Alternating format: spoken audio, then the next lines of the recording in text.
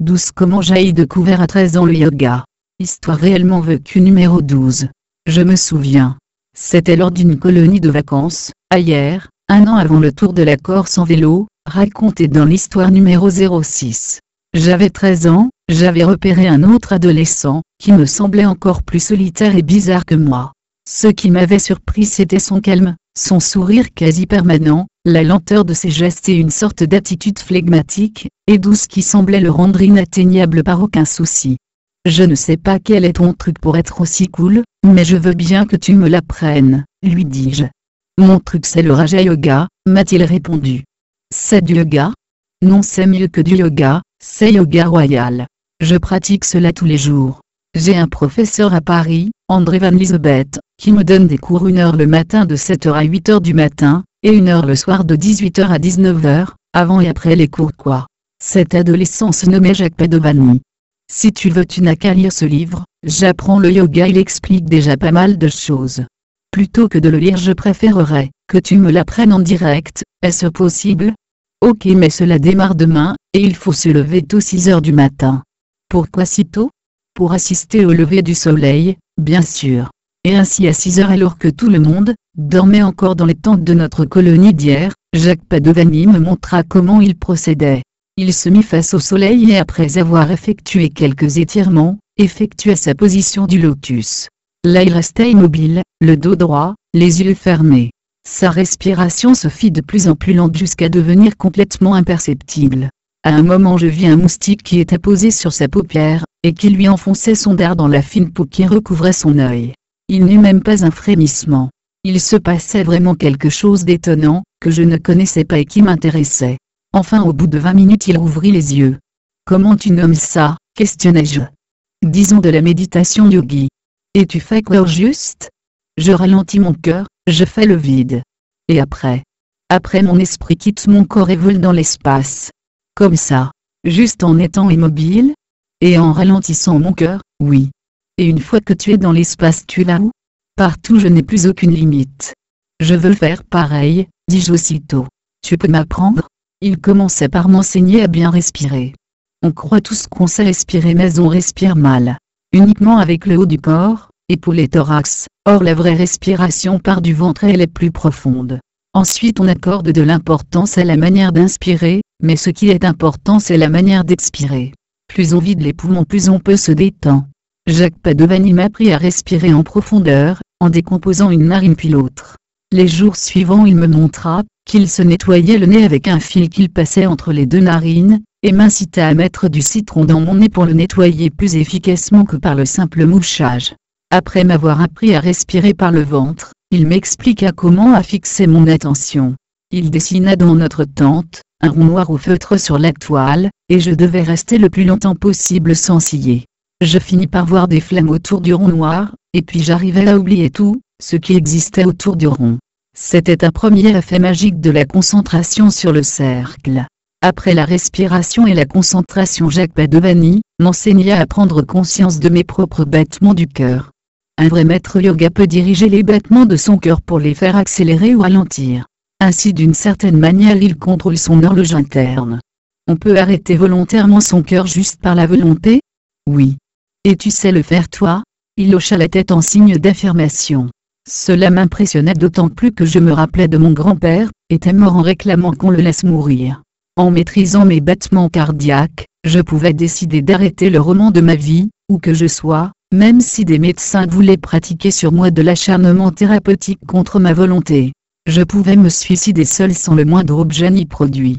La sérénité de mon ami était contagieuse, je finissais par devenir plus détendu, et plus attentif.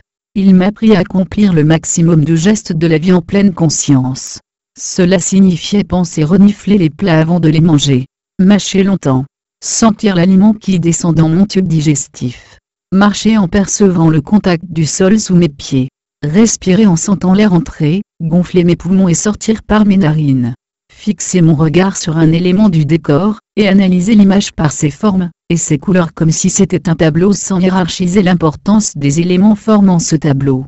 Ensuite il m'apprit à méditer proprement dit avec lui à 6h du matin face au soleil levant. Tu te mets en position du lotus, ou en tailleur si tu n'y arrives pas. et tu essaies de faire le vide dans ta tête. Au début tu seras assailli de pensées, comme des nuages, et puis tu imagines le vent, qui pousse ces nuages jusqu'à ce que le ciel soit entièrement dégagé. Jacques Padovani pensait que j'étais prêt à l'expérience suivante.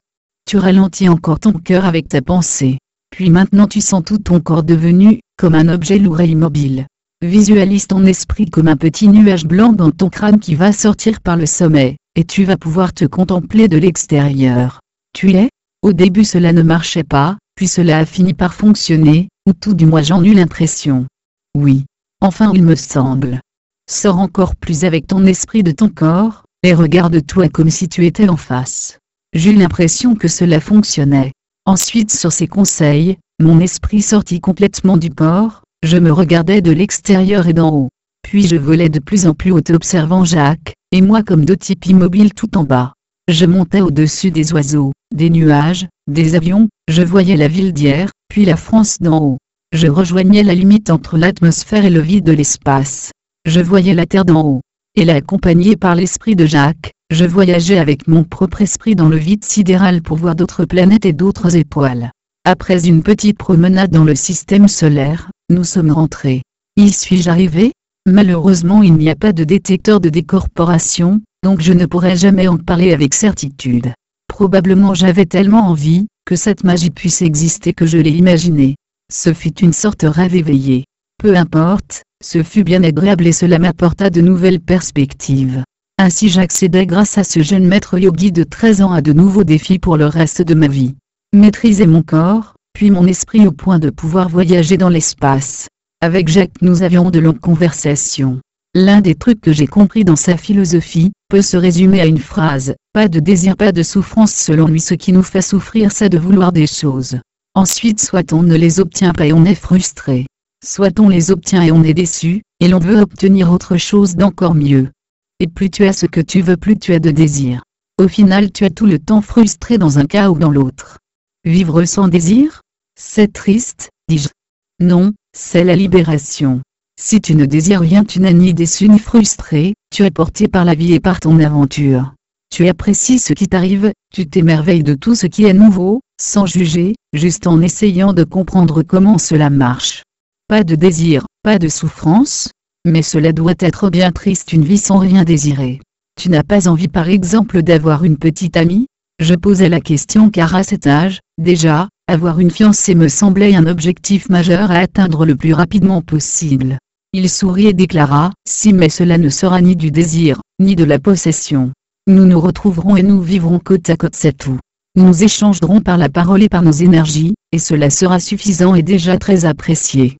Je n'étais pas du tout convaincu par cet argument. Je crois que pour l'instant, je préfère encore avoir du désir. Même s'il est accompagné d'un peu de frustration. Comme tu veux, dit-il avec son sourire calme. Les asanas, ou postures de yoga étaient ce qui m'intéressait le moins. Par contre c'était sa décontraction, son flegme, sa philosophie de vie qui m'impressionnait. Rien n'avait l'air de le surprendre, ou de le contrarier, c'est comme s'il avait décidé d'être à l'aise dans ce monde, et celui-ci le lui rendait bien. Un matin alors que j'allais le rejoindre, un type s'interposa sur mon chemin. Où tu vas comme ça ? C'était Franck, un garçon de notre âge qui était connu pour être champion de karaté. Il était accompagné de ses copains très costauds aussi. Qu'est-ce que cela peut te faire ? Laisse-moi passer. Qu'est-ce que tu fous avec Jacques ? Vous avez l'air bizarres tous les deux. Il est ton gourou et tu es son disciple. J'essayais de passer pour contourner cet obstacle, mais il m'attrapa et me jeta violemment par terre. Il faut que vous arrêtiez, je ne sais pas ce que vous faites, mais il faut que vous arrêtiez, car ça énerve tout le monde. Franck me plaqua sa main sur la gorge, et fit mine de vouloir m'étrangler. Je tentais de me débattre mais il était plus grand, plus lourd et plus costaud. Tu as compris ? Arrêtez ça tout de suite. Je me relevai et arrivai à rejoindre Jacques et lui racontai l'incident. Cela ne sembla ni le surprendre ni l'inquiéter. Pourquoi Franck m'attaque-t-il et pas toi ? Parce que toi tu es à mi-chemin de ton évolution. Tu as quitté leur système ancien, et tu n'es pas encore dans le nouveau. Du coup tu es vulnérable. Comme la chenille qui se transforme en papillon. Elle a un temps de transition où n'importe quel oiseau peut simplement l'accueillir et la manger. Quand on change d'état, quand on se transforme on est plus fragile, tu viens de le vérifier, mais cette étape est nécessaire. Et puis maintenant tu le sais, lorsque tu as appris quelque chose d'important cela énerve les ignorants qui sentent que tu as un truc en plus qu'ils n'ont pas.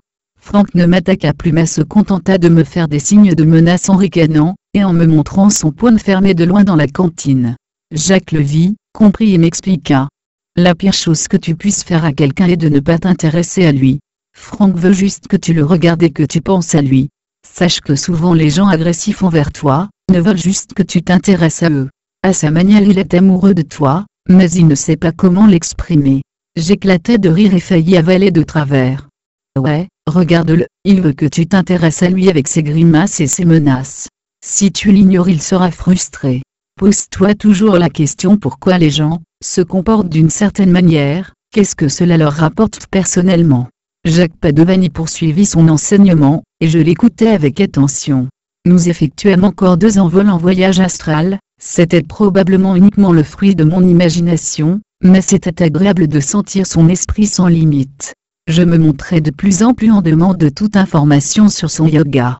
Il me fit prendre conscience que tout, ce qui vivait était connecté, et qu'on pouvait se brancher sur l'énergie de vie des autres qu'ils soient humains, animaux ou végétaux.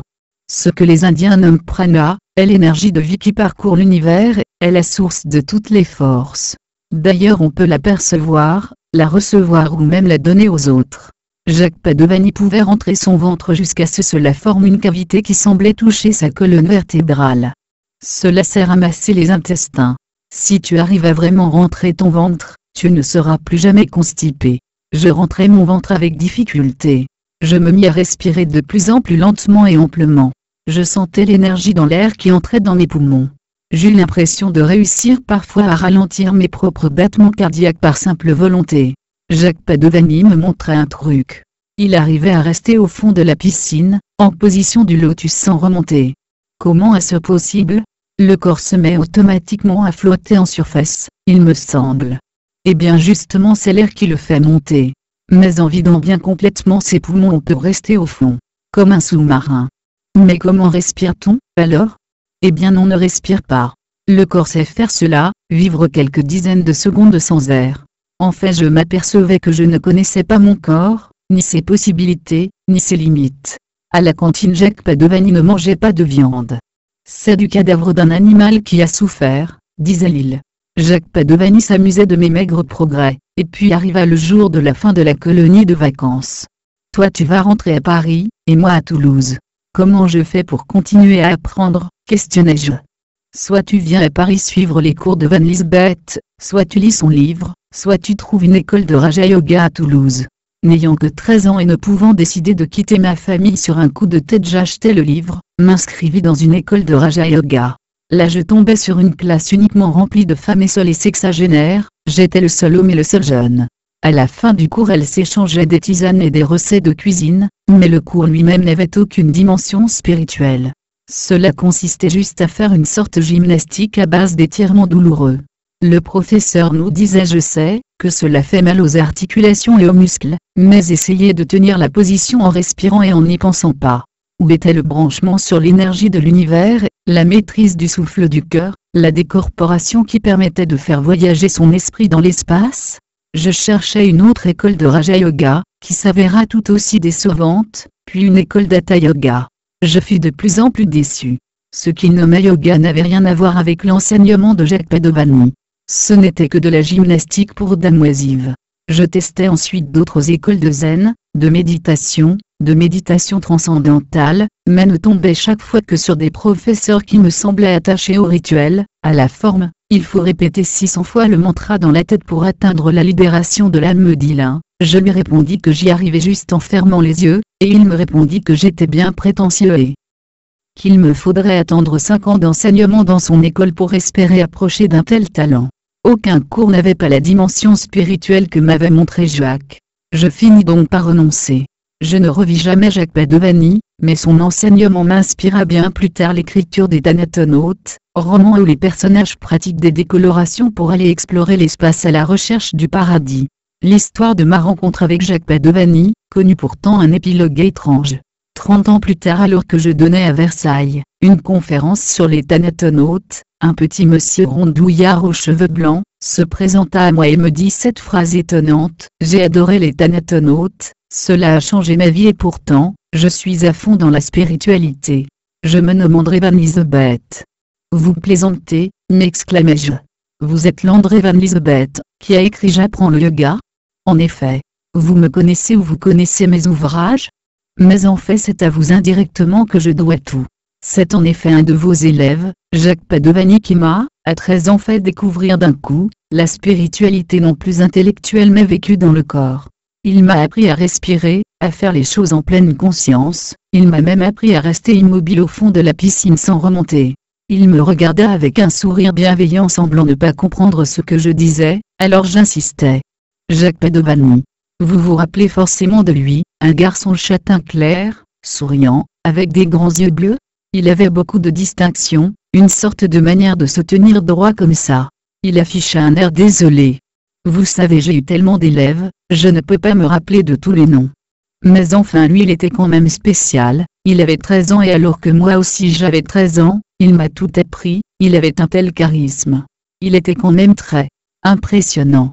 André Van Lisbeth me fixa avec gentillesse, poliment il fit semblant de chercher dans sa mémoire, regretta de ne pas se rappeler de cet individu qui semblait pour moi si important. Il inspira et sourit encore plus largement. J'ai tellement aimé les Thanatonautes, vous savez pour moi, vu mon enseignement yogi ce que vous avez mis dans ce livre, ce n'est pas de la science-fiction, c'est juste ce qu'il se passe réellement. Notre volet monte dans le continent des morts où elle est pesée. J'y crois. Pourriez-vous avoir l'amabilité de me faire une dédicace sur cet exemplaire personnel? Il me tendit mon livre ouvert à la première page. Je me souviens, je tenais le feutre, je le regardais encore cherchant un secret caché derrière ce regard. Puis incrédule, je dessinais comme à mon habitude, un ange qui tenait une étoile dans sa main et je signais, à André Van Lisbeth qui est indirectement à l'origine de tout, ce que j'ai découvert et écrit en spiritualité, par le biais d'un de ses élèves, Jacques Padovani. Merci. BW.